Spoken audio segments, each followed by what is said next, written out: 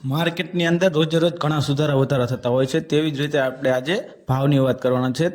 તે છે રાજકોટ માર્કેટિંગ યાર્ડના ભાવની માહિતી, જે તારીખ 9/3/2026ની રહેવાની છે. તો તેની વાત કરીએ તો કે તે માર્કેટની અંદર શું વધઘટ થઈ છે, કેના ભાવ વધારે છે આજે, કેના ઓછા છે, તેની તમામ ભાવની માહિતી આજે આપણે લેવાના છીએ. તો ખેડૂત મિત્રો, આ વિડીયોને અંત સુધી જોવાનું ચૂકશો નહીં. કપાસની વાત કરીએ તો કે 1350 રૂપિયાથી લઈને 1600 અને 3 રૂપિયા સુધીનો ભાવ નક્કી કર્યો છે. જો ઘઉંની વાત કરીએ તો કે 436 રૂપિયાથી લઈને 490 રૂપિયા સુધીનો ભાવ નક્કી કર્યો છે. બાજરીની વાત કરીએ તો કે 200 રૂપિયાથી લઈને 345 રૂપિયા સુધીનો ભાવ નક્કી કર્યા છે. તુવેરની વાત કરીએ તો કે 1200 રૂપિયાથી લઈને 1580 રૂપિયા સુધીનો ભાવ નક્કી કર્યો છે. ચણા પીળાની વાત કરીએ તો કે 950 રૂપિયાથી લઈને 1055 રૂપિયા સુધીનો ભાવ નક્કી કર્યો છે. મગની વાત કરીએ તો કે 1000 રૂપિયાથી લઈને 1560 રૂપિયા સુધીનો ભાવ નક્કી કર્યો છે.